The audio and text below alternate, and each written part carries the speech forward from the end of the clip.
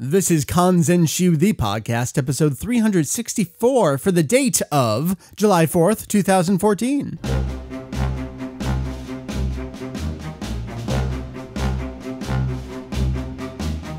What up, hey-os? Welcome to Kanzenshuu, the podcast, an extension of the all-encompassing Dragon Ball fan site. Tell them Kanzenshuu. That's right, we cover anything and everything Dragon Ball in hopes of enlightening and a little bit, the entertaining.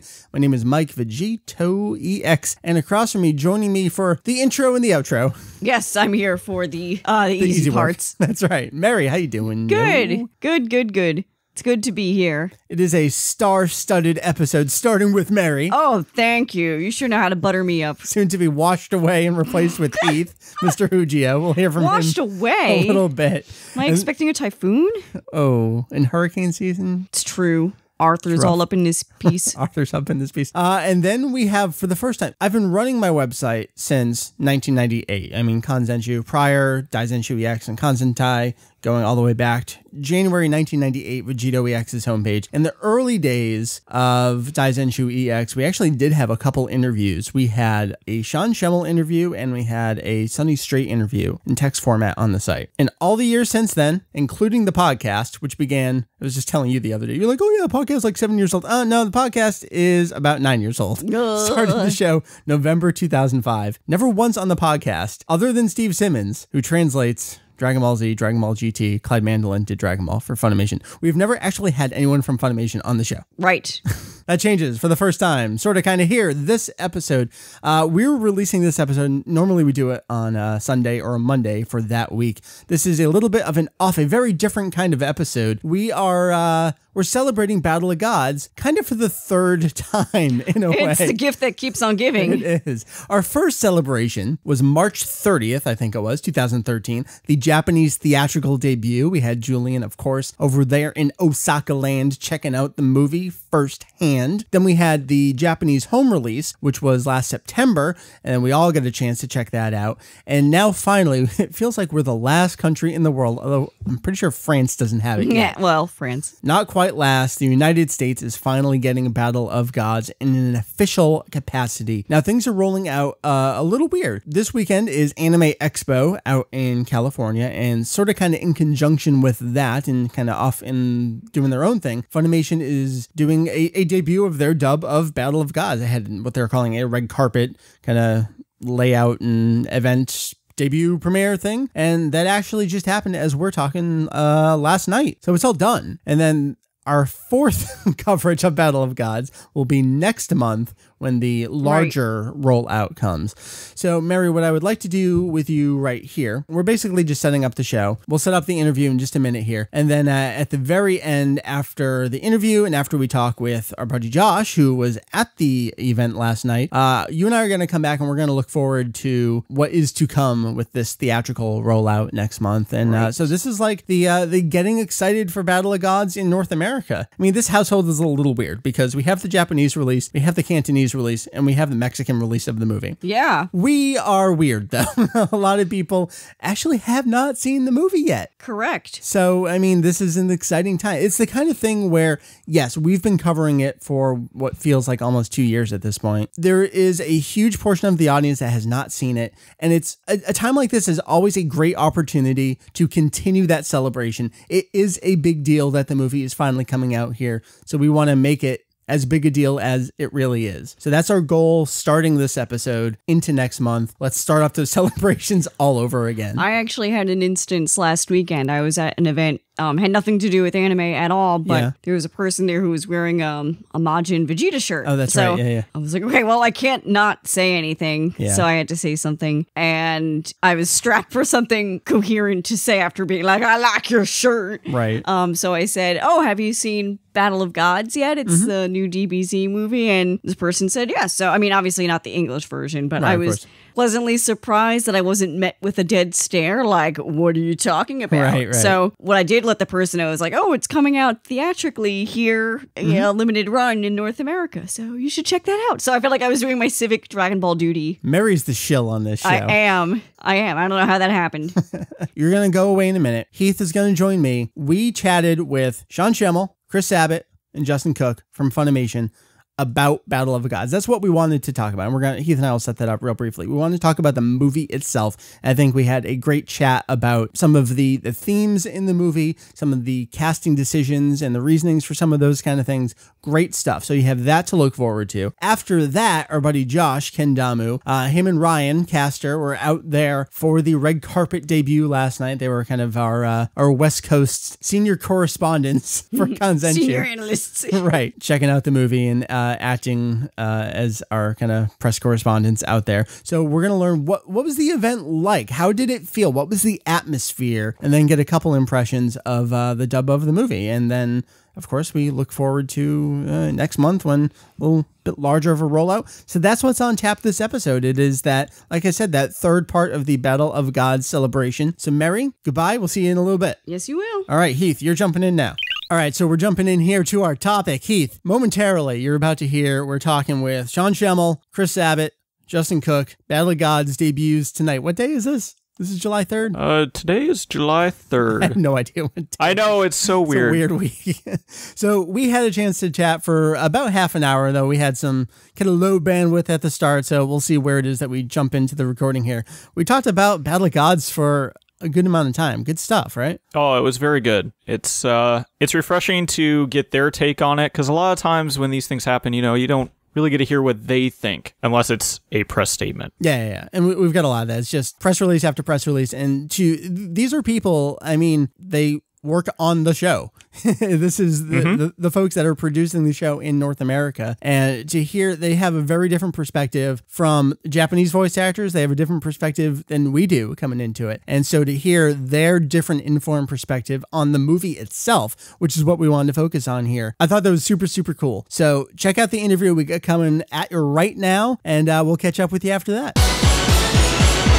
So thanks, guys. Really appreciate opportunity to talk to you about the new movie. Why don't we get some introductions here? Who do we have on the line with us? We still got Mike and Heath. Who else we got? Hi, I'm Justin Cook, Director of Production at FUNimation Entertainment, and the voice of Dende, Raditz, and Super Boo. And I'm Christopher Sabat. I'm the voice director for the Dragon Ball Z series. I was also Vegeta, Piccolo, and Yamcha.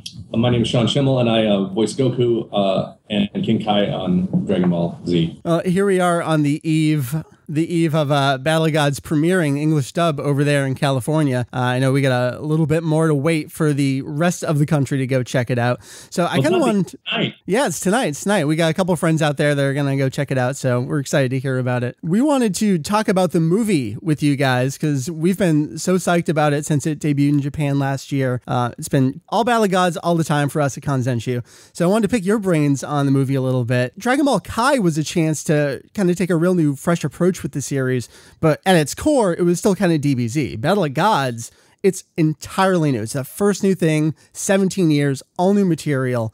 So, I mean, you guys have had Kai, video games, it's all DBZ. New stuff. How does it feel? Yeah, and keep in mind, I haven't been away from Dragon Ball Z for any more than a year at any given. Right. Because we keep doing games, we keep doing Kai, so people are like, what's it like to get back into it? It's like I just stopped a few months ago, so it's not like I'm getting into old clothes I haven't worn in a while. But as far as the ice cream analogy, I was just basically saying that, we're telling the same story over and over, and even if you eat ice cream every day, if it's your favorite flavor, you're going to get sick of it. And so I never really get sick of playing Goku. It was really refreshing to have a bunch of new material and beautiful new animation using new technology, especially for the special effects, and combining rich traditional animation with CGI.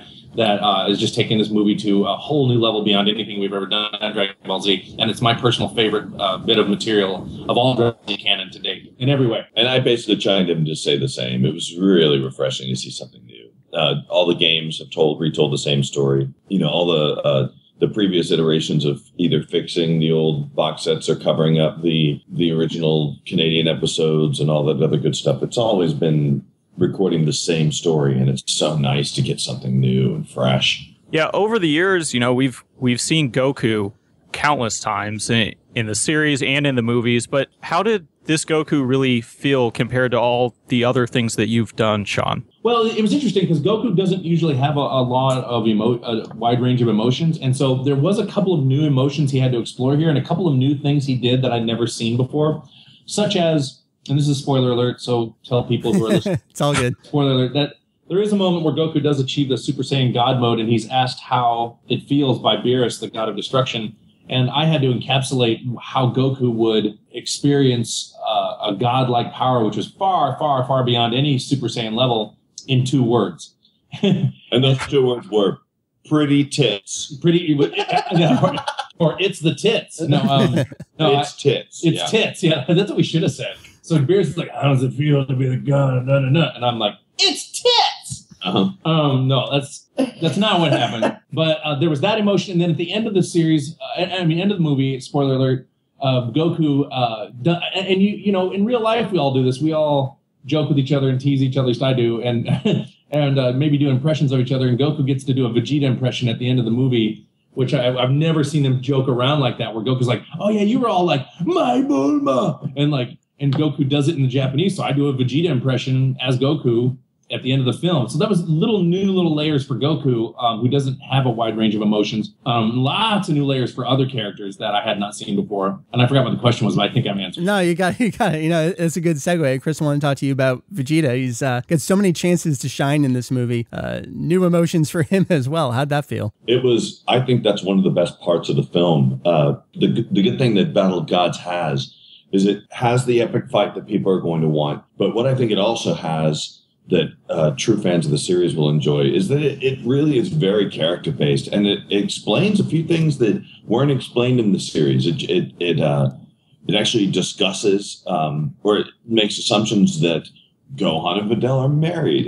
It says this in the translation that Vegeta and Bulma are married. Yeah, and they never really discussed that in the series, so far as I could tell. And the fact that Vegeta would stand up for his wife, and Vegeta would kind of just empty his pride bucket a little bit to do something as ridiculous as sing some horrible karaoke song for everyone. That meant a lot to me. It was really fun. I think he has just as interesting of a role in this feature as any of the other characters do, or Goku does. Yeah. Yeah, I have to agree. It is definitely character building, which is very nice to see in a movie. But we also get some new characters that we've never seen before, like Beerus and Whis. Yes. What did you guys think of those characters? I thought they were great. Yeah. I thought they were a great dynamic, actually. I did. I loved it. And I loved, oddly enough, one of the things I loved about Beerus was this one attack move he does where he just spins.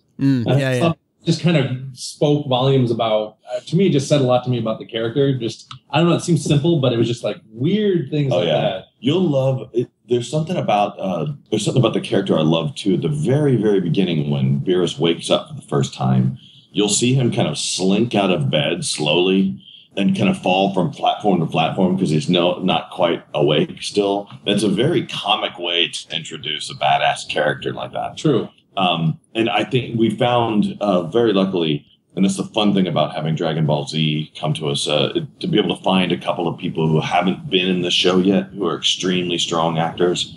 So we got to use Jason Douglas and Ian Sinclair, neither of which have worked on the Dragon Ball series before. And it was really nice because Ian is a huge fan of Dragon Ball, and Jason is an incredible voice that you probably recognize from, he's the voice of Krieg, or the Psycho character in Borderlands 2, if you're familiar with that. Okay.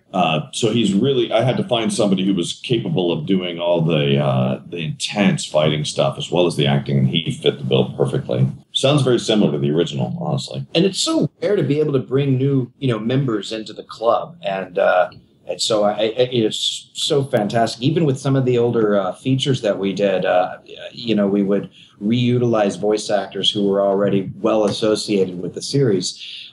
There have been a few exceptions to that, but bringing in new members in the club is fantastic. And when we do bring in new members, they all have to sleep with Chris. So. But only sleep. There's no hanky-panky. I can't speak on the grounds that I may be incriminated.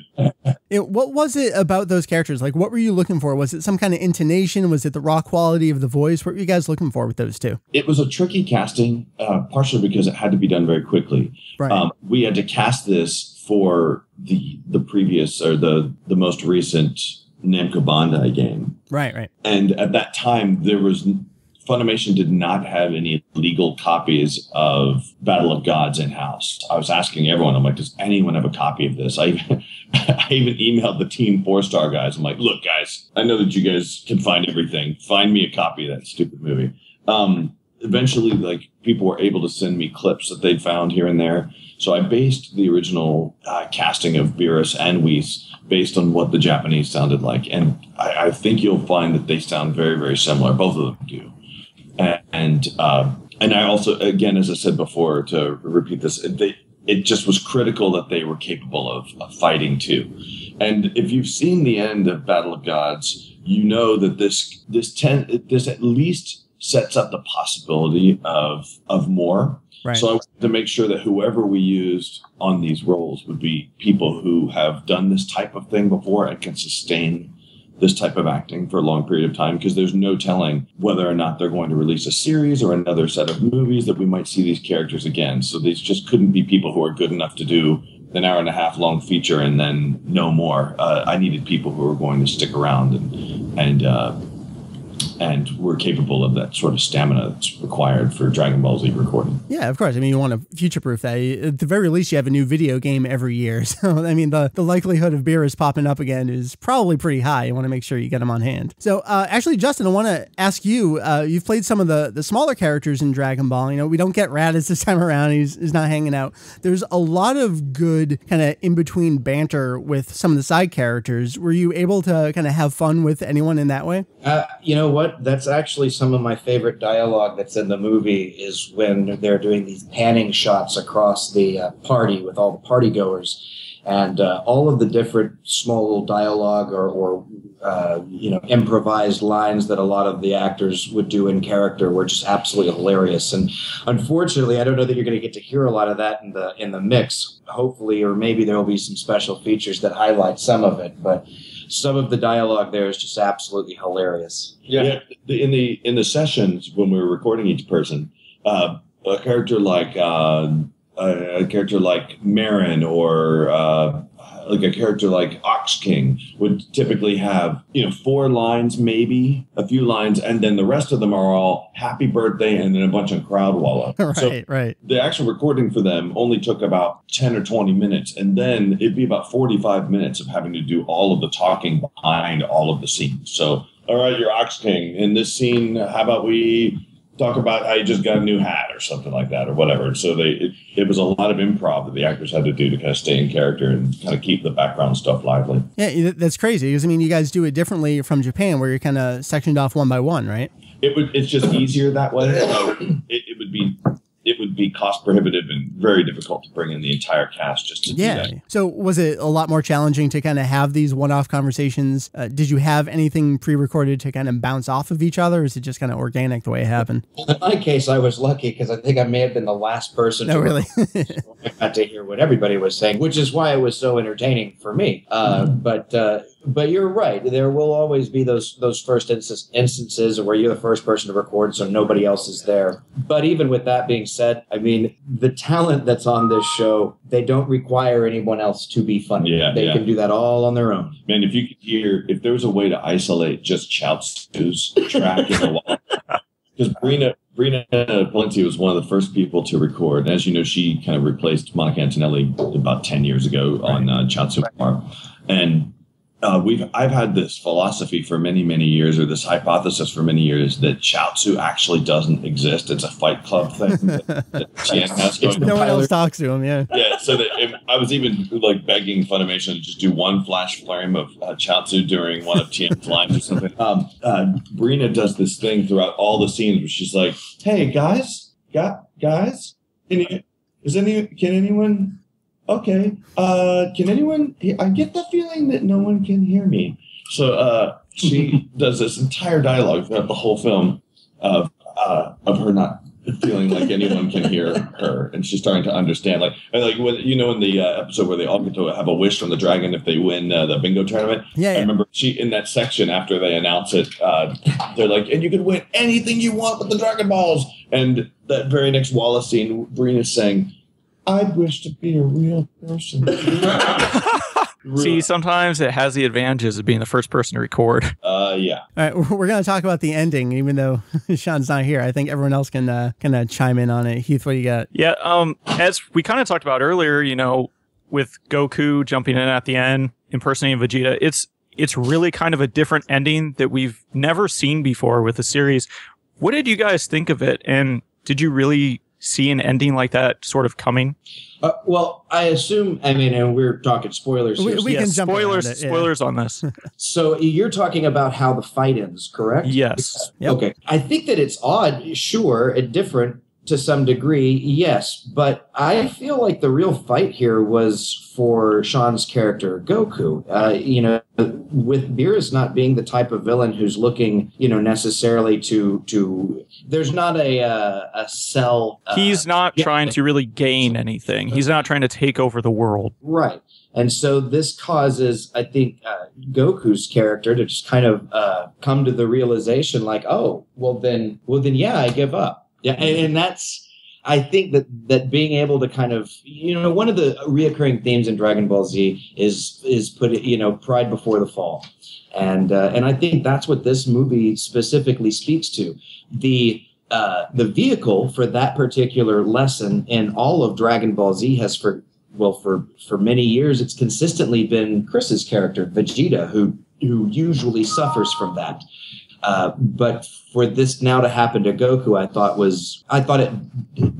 it provided more depth to the character that previously hadn't been there. So I love the ending. I like that it's a little bit, I don't know if I'm using the right word here, but esoteric. So I felt like the movie was definitely character driven. I like that but you could tell that the ending was crafted by Akira Toriyama too, though, because the battle here is just between Goku and his pride. And I wish Sean had been here for that question, because Sean has a really good answer to that as to kind of where he took it. But I liked it. I think that if you're expecting something,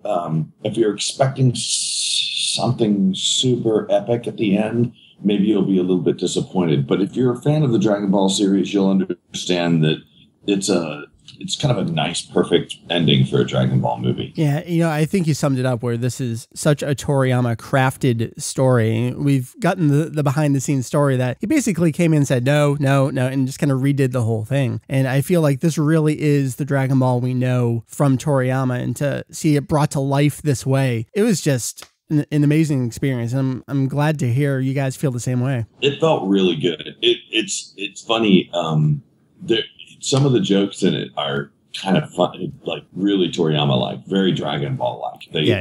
Some of the humor is extremely, I beg to say, like juvenile. We're back to fart jokes. It's awesome. Yeah. And it's, I loved it. I also heard some kind of negative things about it before I ever got a chance to see it. I heard some people saying like, it's not as good as you want it to be. But then when I saw it, I'm like, I don't know what people are expecting. Like, if this movie had been released right after Dragon Ball Z was done, it would have been brilliant. I don't think anyone would have noticed anything because it fits so perfectly into the Dragon Ball Z series. I know you guys got to run, so why don't we wrap it up with just some closing thoughts for the fans looking forward to this movie here in our country for the first time. I think the biggest thing here is that and getting away from necessarily story-driven reasons to go, but I think the big reason to go and check this out at a theater is that this is the first time Dragon Ball Z has been feature length and featured at the theaters. It's a decently sized release, and I think the more success that it gets, perhaps maybe not just for Dragon Ball Z, but maybe we'll see more anime movies at the theaters. And I think that's ultimately what the anime fans would like to see, is a little bit more of a mainstream appreciation and love for a theatrical presentation of these films. And Sean and I know I can speak for Sean, because both of us have expressed in the couple of days that we've been doing these interviews how nervous we are, because this movie felt like it had a lot of gravity to it. A lot of the fans I'm meeting these days are people who were 6, 7, 8, 9, 10 years old back when Dragon Ball Z was popular. Now it's 15 years later and they're 20, 25 years old. I've met so many people that have said, dude, you are my childhood, the voice of my childhood. I heard your voice every single day, for years. After meeting all these people and understanding the gravity of what we're doing here, I'm so nervous about everything we've done, because now we're so much better than we were back when we originally dubbed the series. And so we've taken as much care as we possibly can to make sure the lines are good. And tonight will be the night I get to see it in its entirety, because We had to do this very quickly in order to get it ready for this event. It was enough time to dub it, but not a lot of time to kind of comb over it and obsess over every single line at the end of it. So tonight will be the night where I get to actually see it all together and fully mixed and presented in the theater. And it's going to be as exciting for me, I promise, as anybody else that's in that room, if not more.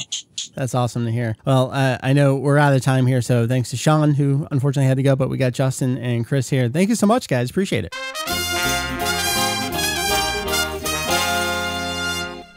All right, so we are the next day after Battle of Gods. I think everyone's recovering in a whole variety of different ways. Joining me to talk about the red carpet event and really the debut of the English dub of the film, Josh, the man of many names. You will forever be Kendamu to me. Oh yeah, I'll always be Kendamu on Kanzenshuu. How you doing, man? Oh, I'm doing great. How are you? I'm great too. You and our buddy Ryan Castor Troy out there for the event, chatting it up with folks, getting footage of everything, getting photos of everything. So I want to hear from you, kind of two steps here. I want to talk about the atmosphere of the event, how it was set up, how things went down. And then, of course, we got to talk about the English dub of the film. I mean, that's the product, the end result here. So how did the day go down? How did it start out and how'd you get over there? Well, once we got up to LA, which we just live in just Orange County, which is just south of LA.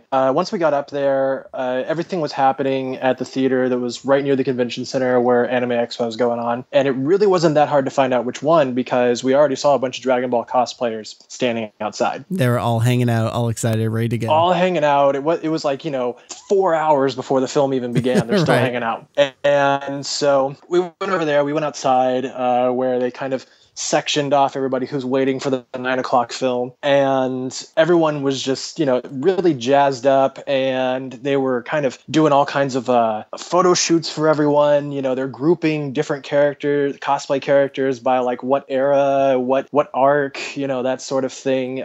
People from the Son family and stuff like that. Nice. And so the fans were really jazzed up, and this was before I even saw like any of the Funimation people. Mm-hmm. And outside it was just a real good time. So it was really a party getting going already in the midday there. Yeah, in the midday, like before anything even went down, before we even checked in at the Funimation desk inside, we probably spent a good 20, 30 minutes just hanging out outside, chatting it up with other fans and stuff like that. There was even a Mr. Announcer cosplay. Yeah, I saw that photo. Cool. That's pretty cool. Yeah, what was the vibe from the fans? What were they looking forward to? Were they confirmed to already get in? Or were they hoping to get in? Oh, these fans were already confirmed to get in. I'm not sure if it was from like the Twitter thing from Justin Rojas or if it was like our friend, our buddy Miguel, who actually won a ticket at the Funimation panel at Anime Expo. Yeah, there were a whole bunch of ways to get in. It seemed like they only had so many seats, but they wanted to get as many people in as they could. So it sounded like that went pretty well. Yeah, it actually went pretty well. It went extremely well. They were showing it on 2 different screens, so it was. Oh, I didn't know they had like a press room. And they had like a fan room, gotcha. Which we were shuffled into the press room because of our reason for being there. Yeah. And then like inside, there was a table like near like the snack bar thing, near all the overpriced snacks where Funimation had set up, and they had their banners everywhere. And we went, and oh yeah, we're on the list, we're important. And so me and Ryan got in. We brought Miguel with us. He was able to come upstairs with us to the red carpet portion. Oh, cool. Which was pretty cool. Like. Justin had to help us out a little bit actually getting up there, getting past all the security people. They're like, Kanzen what? And he's like, get out of the way. But as it should be. Right. And but once we got up there, the vibe up there, like it wasn't like one of those like red carpets you see on TV where like it's outside and huge carpet and everything. There was like a section upstairs specifically set aside for like press people. And so, we got past that barrier and you just had a bunch of people lined up like along like the red carpet area they set up. You might have seen it in like a couple of my Twitter photos or some of the stuff that Ryan might have sent you last night. Yeah. And, we were told, oh, hey, just grab a spot. Grab a spot like in the second row, there's like not anywhere already reserved. And Ryan happened to weasel his way up into the first row.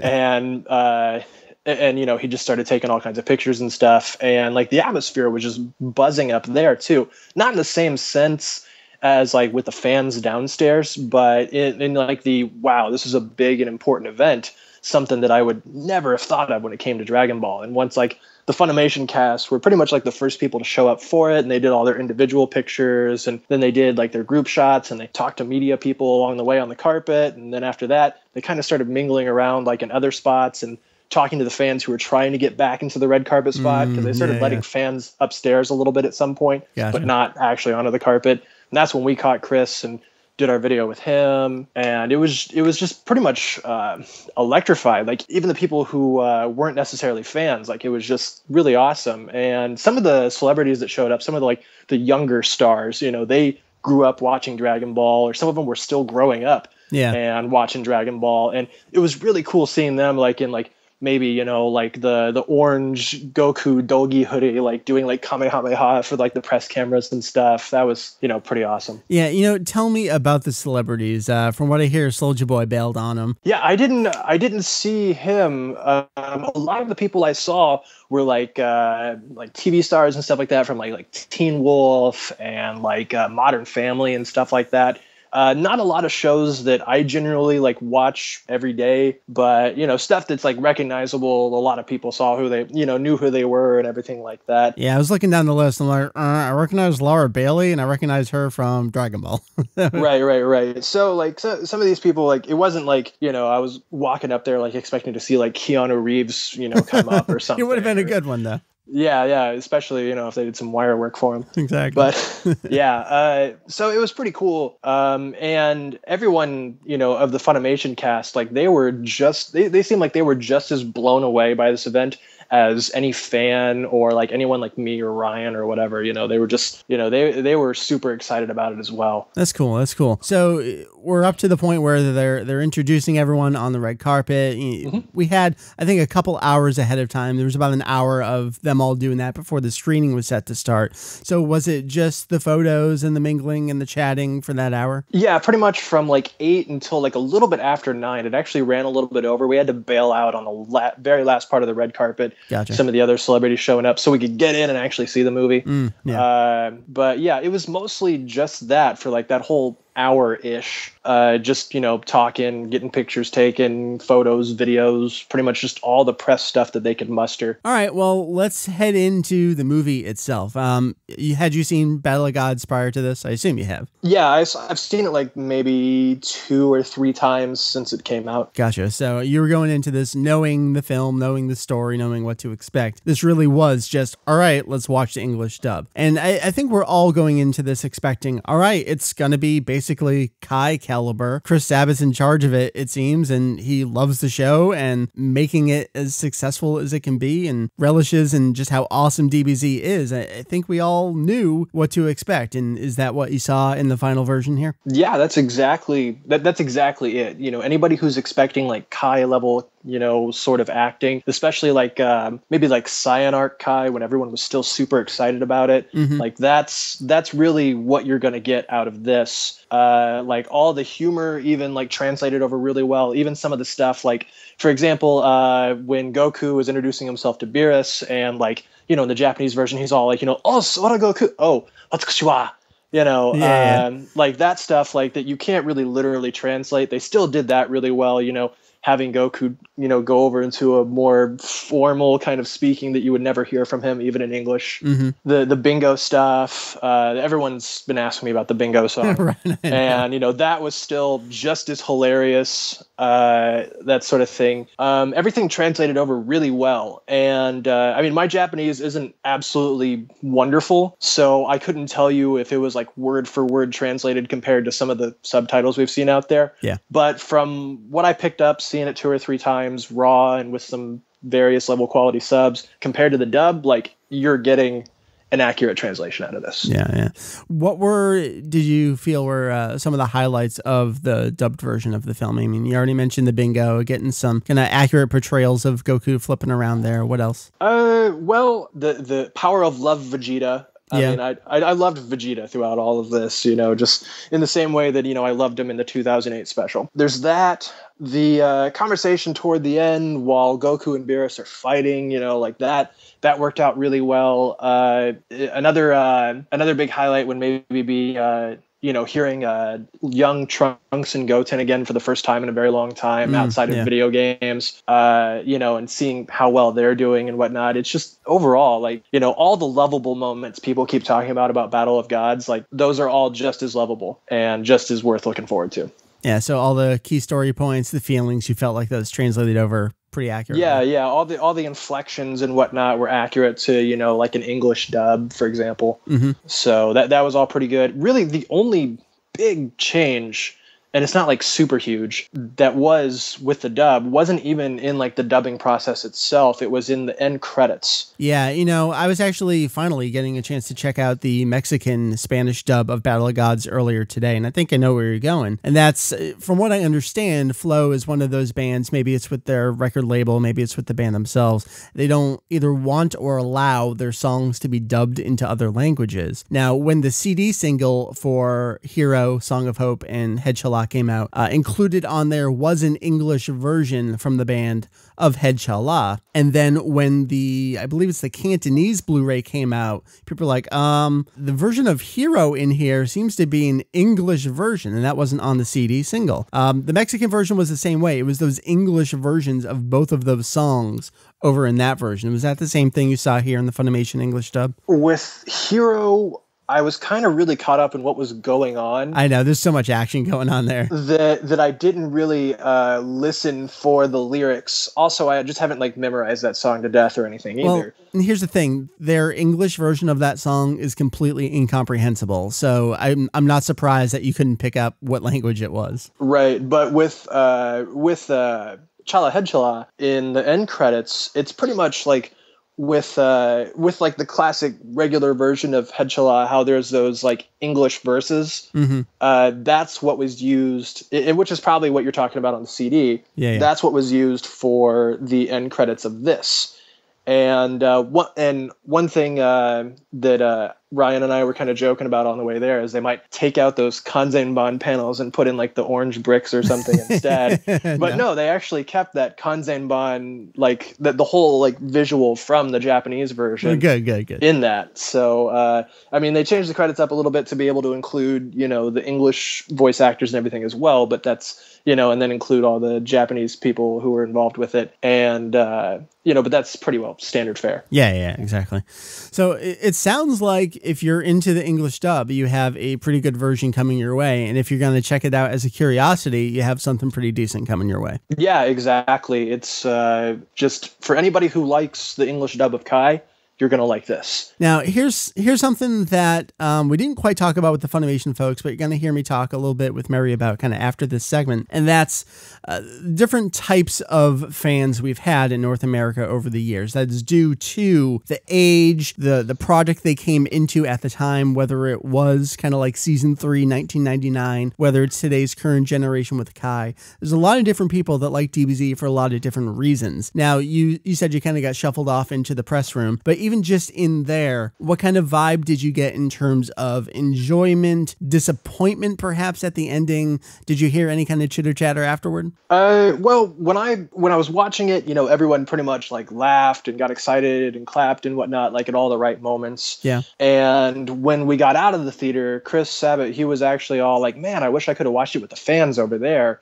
And he started kind of chatting up with them, and I overheard, pretty much mostly positive things. Like, pretty much everyone who was at this event who talked to him that I overheard, they were into it, just 100% wholeheartedly. No one was, wondering why they were using the current Bulma voice actor or anything like that. Yeah. So it was pretty much just excitement all around. And that might maybe be due to the fact that, it's such a new thing and such an exciting event that, that sort of stuff isn't going to set in yet. It's such a self-selective audience. I mean, if you're there, you are psyched to be there. So oh yeah, definitely. You're not going to come away disappointed. I think the additional level of disappointment is probably going to come with the home release later on. Right. And we say that we build it up, but it's like, It's not disappointing. It's really hard to put into words because when I don't even want to call it a negative reaction to the film.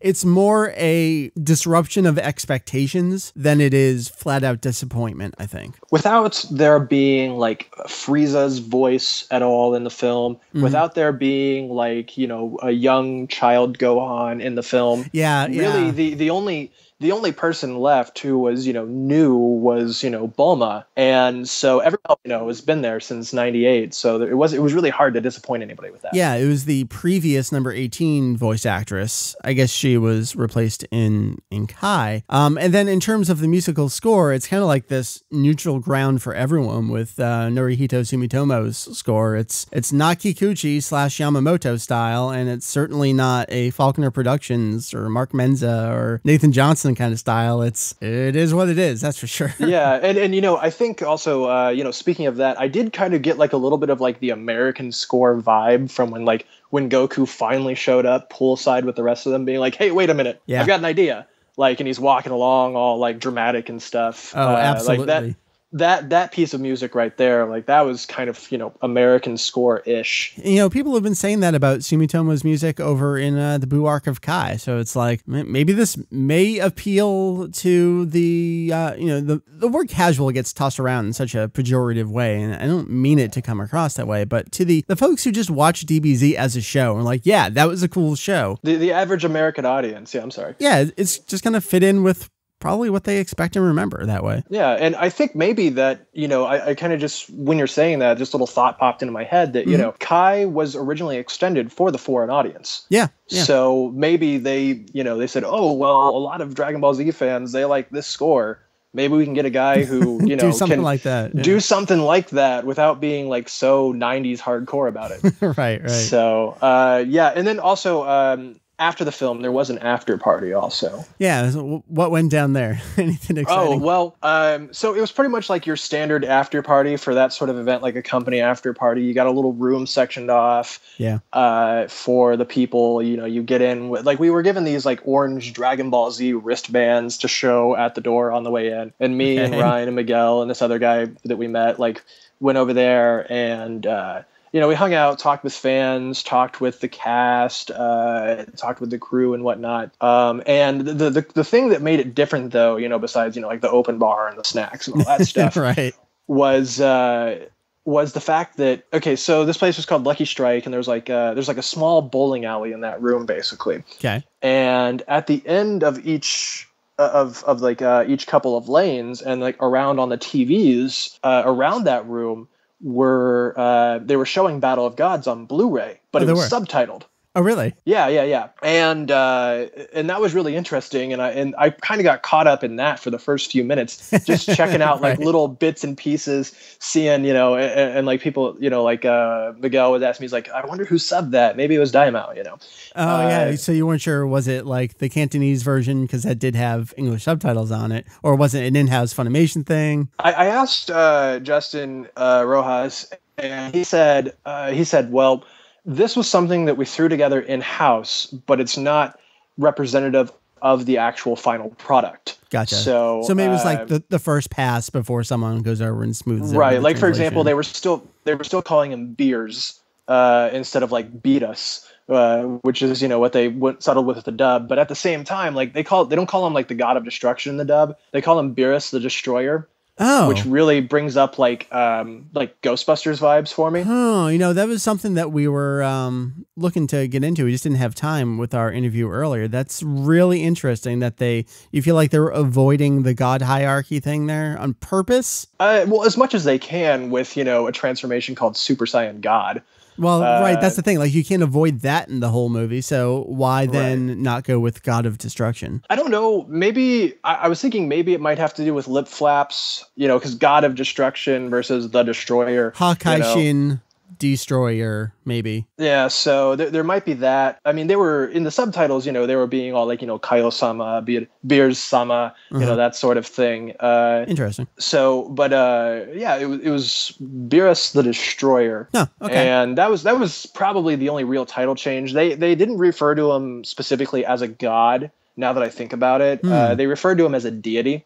Okay. So, which, I mean, has the same connotation for anybody, who understands that. But I don't know, maybe they were kind of trying to avoid it. Like, they still call Dende, a guardian rather than God. Yeah. So, stuff that's become standard fare. Gotcha. Okay. Makes sense. It's kind of what we come to expect. It's one of those things where it's like, we know they're not gonna start going down that route. We're never going to get Cyan. We're never going to get God of Earth. So we just expect that it's stuck in stone at this point. Pretty much. All right. Well, I think that pretty much covers that. I want to thank you so much. I mean, there's just no way I could get out there. We're looking at $600 airplane tickets. I was like, I can't really justify that. I got a text from, Heath at one point being like, yo, I'm going to try and make it out there. Yeah. Can I stay at your place? And I'm like, oh, absolutely. This would be awesome. Yeah. And, because of the July 4th holiday and everything like that, it would just pretty much be impossible. Yeah. So it ended up bailing on that. And, I'm glad that, I was able to, do this for you guys. Same thing with the Xenoverse thing from back at E3. Yeah, I know we didn't get a chance to catch up on that. Maybe whatever the next big preview time is, we can wrap around to that again. I definitely want to keep up on that game. Yeah, definitely. Because Kanzenshuu is like pretty much the best Dragon Ball community out there, and I just kind of want to give back, and this is the way that I can at the moment. There's no need to flatter. We appreciate it, man. So awesome. All right, well, thanks so much. It was great. I mean, we were able to cover. It's crazy how you think we're able to cover the Japanese one in person, but the American one's like, oh, this one's really hard. But it's great. What I love about our site, I mean, you were just saying the positive things. I got to say the positive things. Something I love about our site is that I've made some of my lifelong best friends through it, and just this extended group of honestly friends. I consider all of you my friends that I can call on and be like, yo, I need a favor. You gonna do this? No problem. It means the world to me. So thank you. Oh yeah, no, thank you. You're welcome, and all that other stuff. I think we're both trying to thank each other at the same time. This endless bowing back and forth. Japanese yeah, exactly. Like, no, I can bow lower than you can. Oh, I don't know about that. I've been training my flexibility. I haven't. You win. All right. Hey, do you mind if I plug something before I go? Please do. Okay, everybody. We caught some footage also of the event outside with the cosplayers, inside at the red carpet, all that stuff. We got a few words from Chris Sabat about filming new material and all that. And it's going to be it's already on battlegeekplus.com. Battlegeek Plus. You type that in, go straight to our YouTube channel. Funimation's retweeted it already. You might have seen it. So definitely give that a look as well, because Ryan took some really good video of that. Yeah, you say that. You don't need to plug it. I'm already going to include it in an update coming to the site this evening. Oh, okay. Well, you can cut that out or leave it in. No, I'm leaving it in because you get to plug your own video projects at the same time. So that works. All right, cool. Well, thanks for having me, dude. Yeah, you got it. Thank you. Take care. All right. Yeah, you too. All right, Mary returns to wrap up the show. Hello. Hi. I really wish I had sat in on the interview when it was happening. I could have just sat in a chair off to the side while you were recording. Kicking myself now. Well, you can listen to it like all the other fine folks. All right, so to kind of wrap things up, Mary, I wanted to chat. Dragon Ball has had some theatrical events. In 2006, oh my gosh. 2006, as Funimation was releasing DBZ Movie 12, they did a very, very limited. I don't know if it was in more than New York. I want to say that it did play in a couple places. But we went and we saw Movie 12 in theaters. They did a back-to-back double feature with Movie 6 and Movie 12. That's what I thought. You know what's weird is I remember the Movie 6 part. Yeah? I don't remember there being Movie 12. That's funny. Well, the funny thing was we stopped at one of the local anime stores up there and we bought the Funimation Movie 12 DVD before we went to see the movie played in theaters. They broke release date. So we have had that. That almost doesn't count because it wasn't new. I mean, it was new for North America, but we had, of course, already seen it. It was what it was. And they just played a DVD screener. It wasn't that exciting. There, of course, was Dragon Ball Evolution. Now, that was a full-length theatrical experience, but it wasn't the creative team that we know from everyone from Toriyama to all the Toei and Shueisha productions. It was Fox. And, of course, Fox still has their grubby little hands in the mix here, and some of that is probably what took Battle of Gods a little longer to come out here in North America. So we are looking forward to really the first actual for realsies theatrical showing of Dragon Ball Z North American theaters. That is an exciting thing. Yeah, when you put it that way, it kind of feels like a BFD. Yeah. Like, so wow. What are you looking to get out of seeing Battle of Gods? Of course, we've seen it a couple times in Japanese. I know the movie far too well for my own good. I think you've seen it probably twice at this point. Yeah. And then when I was watching the extended version the other day, you were kind of popping in like, oh, I don't remember that scene. Yeah, every time I turned around, it was a scene I hadn't seen Felt yet. like it was new. So this is going to be the theatrical version, and it's going to be English dubbed. So what are you looking specifically to get out of this screening? I want to feel like a fangirl again. Yeah. And I probably will. Even though I'm a viewer of the Japanese version of the show, I think there is something exciting about the fact that I've seen this movie twice, raw or in Japanese with English subtitles. I can't remember. The first time was raw, and then we watched it subbed, yeah. Right. So going into it in your native language, I'll pretty much be excited about that aspect of it, and the fact that, oh my gosh, I'm seeing this on a big screen and I didn't have to travel far to see it. This is incredible. I'm probably just going to be beaming from ear to ear. So it's the spectacle, and also for you a little bit, it's the native language thing. Yeah. I got a little bit of all of that. For me, so much of it, and it's crazy, and it makes me feel a little bit douchey in a way, but part of me is like, I want it to just be shown justice, and I feel like it's going to be dubbed properly, and to have a properly dubbed DBZ forced upon the North American audience, I love that. Especially because the story of the movie is something that appeals to, I guess, our sensibilities of why we love Dragon Ball Z so much. And you weren't there for the interview, but Sabat actually talked a little bit about that. Did he? Toriyama crafted story, how it felt like Toriyama and expectations. So I think I think they're aware of that too. Right. And I think because they're aware of that and have treated it as such and acted, to convey that kind of feeling, I know we'll probably get more out of the spectacle and the experience compared to other people that are expecting maybe something else from the movie. The big climactic giant explosion to defeat the final villain. Like, if that's what you're looking for, I think we all have agreed you're going to have a little bit of disappointment here, because that's not what this movie is about. Mm-hmm. And I think we all loved that about the movie. Mm-hmm. So do you feel for those fans in some capacity? Like, oh, you're going to be let down. I wish we all could love it for the same reasons, but we're all different people. It's okay not to love it for the same reasons. Right. And that's part of the appeal. The thing is, my reasons are correct. You're terrible. What I was going to say is there's so much to like about DBZ that it is possible to clam onto these different things about the show that make it great. I think for a wider audience, for North American viewers, and the reason, my assumptions, I should say, as to why people in North America love the franchise so much, they might have a bigger problem with the movie, but I'm hoping they will still enjoy the spectacle of seeing it on the big screen anyway, and really, I think that helps everything. Yeah, and there are fight scenes. There are, of course. And it'll be cool on the big screen. I kind of feel like, what am I looking to get out of it is it's just a cool thing. It's going to be in theaters. It's Dragon Ball. How is that not awesome? Yeah. We're experiencing it in our lifetimes, Yeah. So at this point, we pretty much just have to wait another month. More and more theaters are being added. A lot of people are buying their tickets. It's pretty widespread out there. You'll be able to check it out about the second week in August, or first week in August, kind of that first weekend there. I feel like we need to settle on, is there going to be an official Kanzenshuu get together going out and watching the movie? I don't know, because the closest one for us is probably not the most easiest to get to for other people. So maybe we'll iron that out. Maybe there can be a couple of viewings. We can make a concession. I don't mind traveling more north. We'll see. We gotta find that common denominator area. Yeah. Which is usually New York. Oh, I don't necessarily want to buy Sorry, tickets. Tanuki. I don't know if I want to go to New York.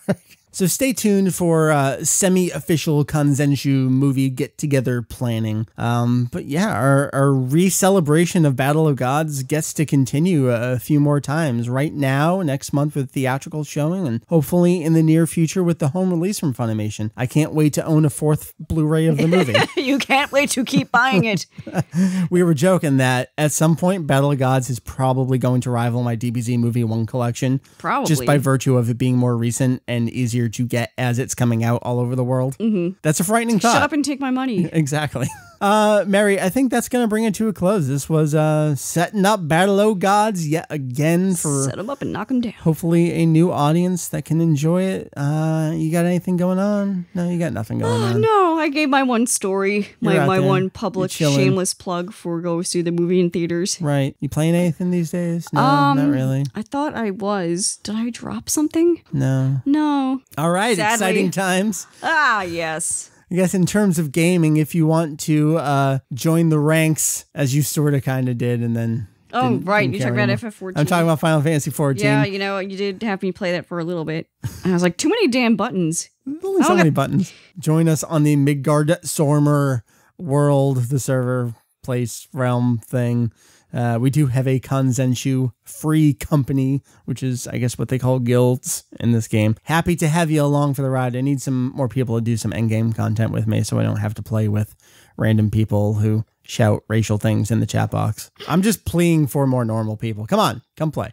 I think that's what we got going on. As we've been talking about, the Kanzenshuu podcast schedule probably going to continue to be a little erratic as seen by a Friday release here with this episode. On a holiday, no less. On a holiday. So, yeah, so enjoy your holiday weekend if you're in the US OA for blowing things up and eating hamburgers. That's what we're all about. That's American. Having a beer. So that was our episode. We will see you back next time, whenever that is, here at Kanzenshuu. Mary, what are the various places that we have on the internet that they can find us? Pretty much anything you can think of. I mean, pretty much if you guys aren't on these things, then you ain't nothing. It's true. But you're on Facebook, you're on Twitter. Yep. I'm assuming you're on, are you on Pinterest? We're not on Pinterest. Oh, okay. Are you on Tumblr? We are on Tumblr. Okay. We're regularly posting things there now. Oh, nice. In addition to cat photos. Oh, of course. And there is one more that we actively use, that is... Your forum? Google. Oh, you use Google Plus? Yeah, we post things there. Wow. All the more power to you. Yeah, I know. And of course, we do have our forum. We have our chat, all the regular places. You can comment on news posts.